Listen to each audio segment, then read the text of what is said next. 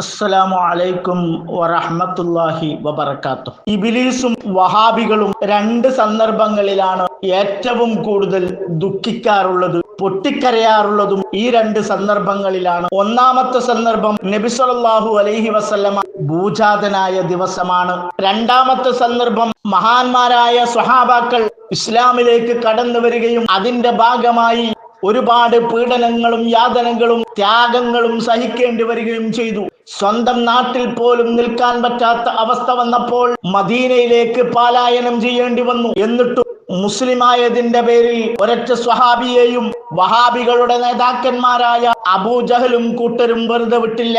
നിരന്തരമായി ശല്യം ചെയ്തുകൊണ്ടിരുന്നു. നിവൃത്തിയില്ലാതെ വന്നപ്പോൾ പ്രതിരോധിക്കൽ അത്യാവശ്യമാണെന്ന്, സമരം അത്യാവശ്യമാണെന്ന് നബി സല്ലല്ലാഹു അലൈഹി വസല്ലമ തങ്ങൾക്കും അനുയായികൾക്കും ബോധ്യപ്പെട്ടു. അങ്ങനെയാണ് ബദറിൽ വെച്ച് മുസ്ലിമീങ്ങളും വഹാബികളുടെ നേതാക്കന്മാരായ അബൂജഹലും കൂട്ടരും നേർക്ക് നേരെ സമരത്തിൽ ഏർപ്പെടുന്നതിന്റെ തലേന്ന് രാത്രി വരെ സ്വഹാബാക്കൾ വിശപ്പ് സഹിക്കാൻ പറ്റാതെ നോമ്പനുഷ്ഠിച്ചുകൊണ്ട് നോമ്പ് തുറക്കാനുള്ള സാധനങ്ങളില്ലാതെ, കുടിക്കാനോ കുളിക്കാനോ വെള്ളം പോലും ഇല്ലാതെ, മാനസികമായും ശാരീരികമായും തളർന്നുകൊണ്ട് സംഘർഷങ്ങളിൽ ഏർപ്പെട്ടുകൊണ്ടായിരുന്നു ബദരീങ്ങൾ കഴിഞ്ഞുകൂടിയത്. വളരെയേറെ വിഷമിച്ചു നിൽക്കുകയാണ്, ദുഃഖിച്ചു നിൽക്കുകയാണ്. അള്ളാഹുവിന്റെ മാർഗത്തിലുള്ള സമരത്തിലാണല്ലോ ഞങ്ങളെന്ന ആശ്വാസം മാത്രമാണ് അവർക്കുണ്ടായിരുന്നത്. എന്നാൽ മറുതലക്കടെ ആഘോഷങ്ങളായിരുന്നു. വഹാബികൾ അള്ളാഹുവിനെ പോലെ കഴിവുണ്ടെന്ന് വിശ്വസിക്കുന്ന വഹാബികളുടെ ദൈവമായ പിശാചുക്കൾ അബൂജഹലിനെയും കൂട്ടരെയും ഒരുപാട് ആഹ്ലാദിക്കാനുള്ള സന്ദർഭങ്ങൾ കാണിച്ചു കൊടുത്തു. ഒരുപാട് വാഗ്ദാനങ്ങളൊക്കെ നൽകി. നിങ്ങൾ തന്നെയാണ് വിജയിക്കുകയുള്ളൂ, നിങ്ങൾ ആയിരക്കണക്കിന് ആളുകളുണ്ട്, അവർ വെറും 313ഓളം പേർ മാത്രമേ ഉള്ളൂ, അവരാണെങ്കിൽ പട്ടിണി പാവങ്ങളാണ്, അവർക്ക് ആരോഗ്യമില്ല, ആരോഗ്യപരമായി ക്ഷയിച്ചു നിൽക്കുകയാണ്, നിങ്ങൾ ധൈര്യത്തോടെ മുന്നേറുക, നിങ്ങളെ കൂടെ ഞാനുണ്ടെന്ന് വഹാബികൾ അള്ളാഹുവിനെ പോലെ കഴിവുണ്ടെന്ന് വിശ്വസിക്കുകയും വാദിക്കുകയും ചെയ്യുന്ന പിശാച് അന്ന് മക്കാ മുശ്രിക്കുകളായ അബൂജഹലിനോട്, ഉത്ബത്തിനോട്, ശൈബത്തിനോട് പറഞ്ഞപ്പോൾ അവർ അതിയായി ആഹ്ലാദിക്കുമ്പോൾ മുസ്ലിമീങ്ങൾ ഇപ്പുറത്ത് വിഷമത്തിലാണ്, പ്രയാസത്തിലാണ്. പിശാചുക്കൾക്ക് അള്ളാഹുവിനെ പോലെ കഴിവുണ്ടെന്ന് വഹാബികൾ വിശ്വസിക്കുന്നതായി ഞാൻ വെറുതെ പറഞ്ഞതല്ല. പിശാചിനെ പൂജിക്കാൻ വേണ്ടി എത്രയെത്ര തെളിവുകളാണ് അവർ ഉണ്ടാക്കിക്കൊണ്ടിരിക്കുന്നത്. എന്നാൽ ഇസ്തിയാന നടത്തിയ അത് മുഴുവൻ ശിർക്ക് എന്ന് പറയാൻ പറ്റുമോ? പറ്റൂല. അതാണ് ഇവിടുത്തെ തർക്കം. ശിർക്ക് ആവുന്നതുണ്ട്, അല്ലാത്തതുണ്ട്. ഏതുപോലെ? മനുഷ്യരോട് ചോദിക്കുന്ന പോലും റസൂലുള്ള എന്ത് പറഞ്ഞിട്ടുണ്ട്? നിരുത്സാഹപ്പെടുത്തിയിട്ടുണ്ട്. അതിന്റെ അർത്ഥം മനുഷ്യനോട് ചോദിക്കുന്ന എല്ലാ ചോദ്യവും ശിർക്കാന്ന അല്ല. മനുഷ്യരോട് ചോദിക്കുന്നതിൽ ശിർക്ക് വരും, മനുഷ്യരോട് ചോദിക്കുന്നതിൽ ഹറാമ് വരും, ചിലത് ജായിസുമാണ്. എന്നതുപോലെ ജിന്നുകളോടുള്ള ചോദ്യം ശിർക്കാവുന്നതുണ്ട്, ഹറാമാവുന്നതുണ്ട്, ജായിസാകുന്നതുണ്ട്. ഓരോന്നിനും വേറെ വേറെ ഹുക്കുമാണ്. അറിവുള്ള, വിജ്ഞാനമുള്ള, ദീനിൽ പാണ്ഡിത്യമുള്ള ആളുകൾ അതിനെ വേർതിരിച്ചു പഠിപ്പിച്ചു തരുമ്പോ നമ്മൾ അതിനെതിരെ പുറംതിരിഞ്ഞ് നിന്നിട്ട് കാര്യം എന്താണ്? മാത്രവുമല്ല, അതിനുവേണ്ടി തമ്മിൽ തല്ലുന്ന ഒരു വീഡിയോ നിങ്ങളൊന്ന് കണ്ടു നോക്കുക. അല്ലാഹുവിനുള്ള കഴിവുകൾ ശൈത്താന്, പിശാചിനും വകവെച്ചു കൊടുത്ത ആളുകളാണ്. അങ്ങനെ വിശ്വസിക്കുന്ന ആളുകൾ മുജാഹിദുകളുടെ കൂട്ടത്തിൽ ഉണ്ടായിപ്പോയി. നഊദു ബില്ലാഹ്. ഇനി നിങ്ങൾ ആ വാചകമൊന്ന് കേൾക്കണം. അതിനുശേഷം ആർക്കാണ് ഈ പറയപ്പെടുന്ന വിശ്വാസമുള്ളത് എന്ന് നമുക്ക് ഇൻഷാ അല്ലാഹ് പരിശോധിക്കാം. വാദങ്ങൾ പോയി പ്രവാചകന്മാരുടെ ദൃശ്യത്തിനെ അടക്കം എന്തെല്ലാമോ ആഴ്ച കൈകരിക്കുന്നു. അല്ലാഹുവിന്റെ കഴിവ് പോലെ തന്നെ ശൈത്താന് കഴിവുണ്ട് എന്ന ഒരവസ്ഥയിലേക്ക് വരെ വ്യാഖ്യാനങ്ങൾ എത്തി നിൽക്കുന്നു. ബഹുമാനപ്പെട്ട ടി.പി. അവർകളെ, നിങ്ങൾ പറഞ്ഞത് 100% ശരി തന്നെയാണ്. നിങ്ങൾ പറഞ്ഞ വാചകം 100% ശരി തന്നെയാണ്. മുജാഹിദുകളിൽ ഒരു വിഭാഗം ആളുകൾ അല്ലാഹുവിനുള്ള കഴിവ് പിശാചിനുമുണ്ടാകുമെന്നവർ വിശ്വസിക്കുന്നു.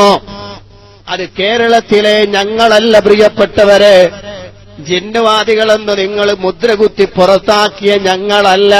ബഹുമാനപ്പെട്ട ടി.പി. അവർകളെ, നിങ്ങളുടെ കൂടെ നിൽക്കുന്ന ആളുകൾ തന്നെയാണ്. അതാണ് ഞാൻ പറഞ്ഞത്. നിങ്ങൾ പറഞ്ഞ വാക്ക് 100% ശരി തന്നെയാണ്.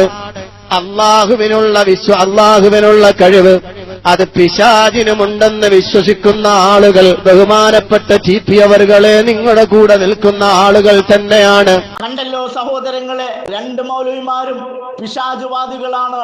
പിശാചിനെ പൂജിക്കാൻ വേണ്ടി തെളിവുണ്ടാക്കാൻ നടക്കുന്നവരാണ് ഈ വഹാബികൾ. അല്ലാഹു തആല വിശുദ്ധ ഖുർആനിൽ പറഞ്ഞതുപോലും അംഗീകരിക്കാത്തവരാണ്. ബദരീങ്ങൾ മരിച്ചവരാണെന്ന് നിങ്ങൾ പറഞ്ഞു പോവരുത്. അവർ അല്ലാഹുവിന്റെ അടുക്കൽ ഭക്ഷണം കഴിക്കുന്നവരാണ്, വെള്ളം കുടിക്കുന്നവരാണ്, സുഭിക്ഷമായി കഴിയുന്നവരാണ് എന്ന് പറഞ്ഞിട്ട് പോലും വഹാബികൾ അംഗീകരിച്ചില്ല. കാരണം വഹാബികളുടെ ദൈവമായ പിശാച് അതിനവരെ അനുവദിക്കുന്നില്ല. അതുകൂടി നിങ്ങളൊന്ന് കേട്ടുനോക്കുക.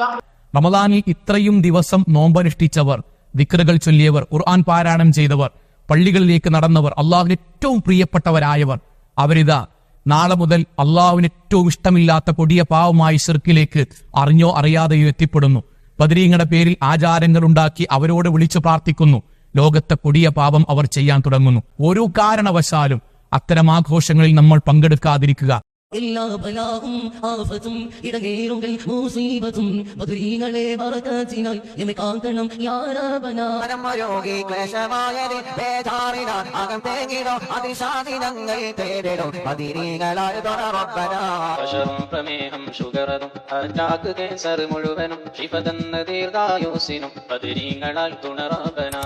പ്രതിസന്ധിയുടെ ഘട്ടങ്ങളുണ്ടോ അവിടെയെല്ലാം അള്ളാഹുവിനോട് നേരിട്ട് പ്രാർത്ഥിക്കുന്നതിന് പകരം ഈ രൂപത്തിൽ മരണപ്പെട്ടു പോയ ആളുകളെ കൊണ്ടുവന്ന് ഇടയാളന്മാരാക്കി കൊണ്ടുവരുന്ന ഇസ്ലാമിക പ്രമാണങ്ങൾ കന്യമായി ഈ ഒരു വിശ്വാസം, അതിനെ പൂർണ്ണമായ രൂപത്തിൽ അവഗണിക്കാൻ കേരളീയ മുസ്ലിങ്ങൾക്കാവേണ്ടതുണ്ട്. കേട്ടല്ലോ സഹോദരങ്ങളെ, മരിച്ചവരാണെന്ന് ബദരീങ്ങളെ സംബന്ധിച്ച് അല്ലാഹു തആല പറയരുതെന്ന് പറയുമ്പോൾ മരിച്ചവരാണെന്നും മരിച്ചവരോട് പ്രാർത്ഥിക്കുന്നു എന്നും പച്ചക്കള്ളമാണ് വഹാബി മൗലവി വിളമ്പി വിടുന്നത്.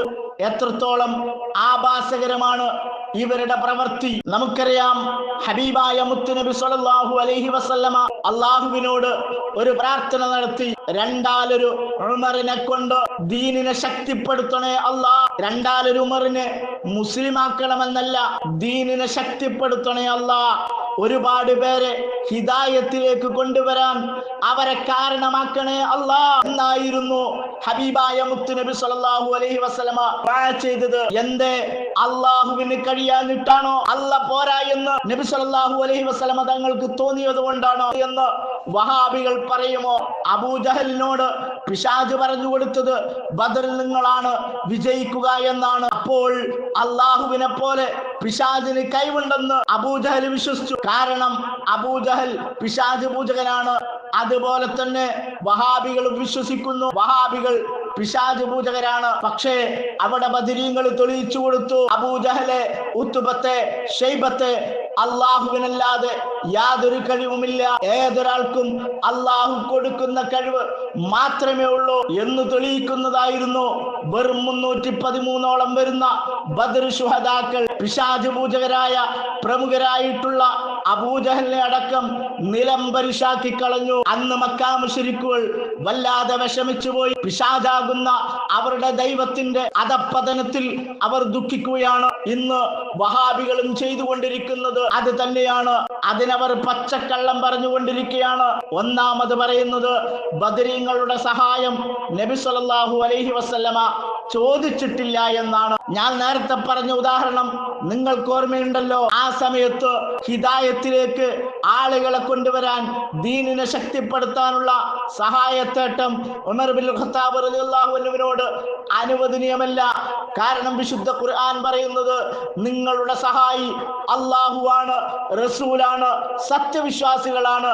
ജൂതന്മാരെയും നസാറാക്കളെയും നിങ്ങൾ സഹായികളാക്കരുത് എന്ന ആയത്ത് വിശുദ്ധ ഖുർആനിലുള്ളപ്പോൾ നബി സല്ലല്ലാഹു അലൈഹി വസല്ലമക്കും ആ ആയത്ത് ബാധകമായതുകൊണ്ട് തന്നെ സഹായം ചോദിക്കാൻ ഉമർ ബിൻ ഖത്താബ് റളിയല്ലാഹു അൻഹുവിനെ പ്രാപ്തനാക്കാൻ വേണ്ടിയിട്ടാണ് അല്ലാഹുവിനോട് നബി സല്ലല്ലാഹു അലൈഹി വസല്ലമ തങ്ങൾ ദുആ ചെയ്തത്.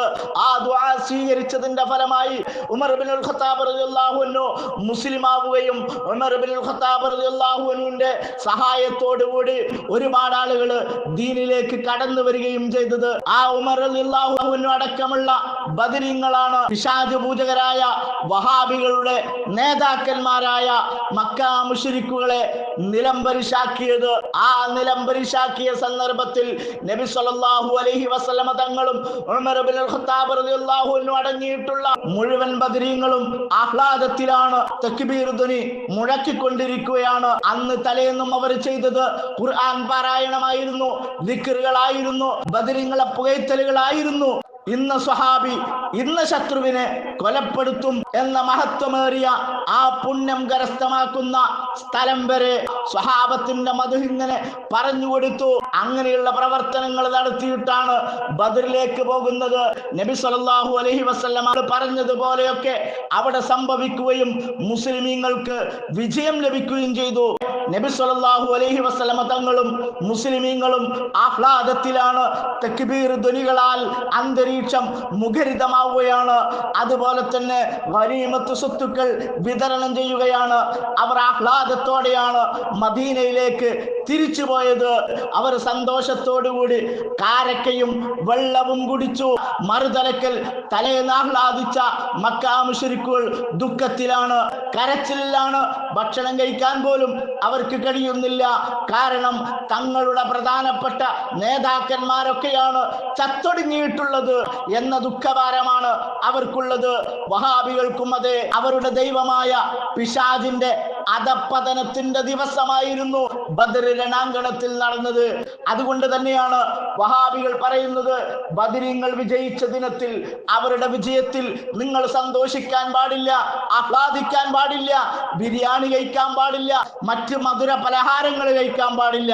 എന്നാൽ റസൂലുള്ളാഹി സ്വല്ലല്ലാഹു അലൈഹി വസല്ലമ ചെയ്തത് ഗനീമത്ത് മുതൽ വീതിച്ചു കൊടുക്കുകയായിരുന്നു ചെയ്തത്, സമ്മാനങ്ങൾ കൊടുക്കുകയായിരുന്നു ചെയ്തത്. അത് ചെയ്യാൻ പാടില്ല, ആ സമയത്ത് ദുഃഖിക്കുകയാണ് വേണ്ടത് എന്ന ഇബ്ലീസിന്റെ വക്താക്കളായ വഹാബികൾ നടക്കുകയാണ്.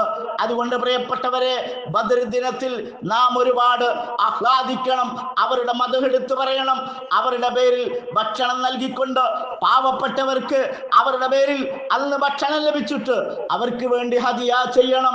അങ്ങനെ അവരോടൊപ്പം നമുക്കും സ്വർഗത്തിൽ എത്തിച്ചേരാം. വഹാബിസത്തെ നമുക്ക് വലിച്ചെറിയാം. അതിനുള്ള സമരഗാഹളമാവട്ടെ വിശുദ്ധ റമളാനിന്റെ 17ാമത്തെ ദിവസം. വസ്സലാമു അലൈക്കും വറഹ്മത്തുള്ളാഹി. ഇത്തരം വാർത്തകളും വിശേഷങ്ങളും അറിയാൻ ഞങ്ങളുടെ ചാനൽ ഉടൻ തന്നെ സബ്സ്ക്രൈബ് ചെയ്യുക, ലൈക്ക് ചെയ്യുക, ഷെയർ ചെയ്യുക. ജനങ്ങളിലേക്ക് എത്തിക്കണമെന്ന് നിങ്ങൾ ആഗ്രഹിക്കുന്ന വാർത്തകളും വിശേഷങ്ങളും പ്രമുഖരുടെ പ്രഭാഷണങ്ങളും ഞങ്ങളുടെ വാട്സപ്പ് നമ്പറിലേക്ക് അയച്ചു തരിക. നന്മ വളരട്ടെ, തിന്മക്കെതിരെ നമുക്ക് ഒരുമിച്ച് നിൽക്കാം.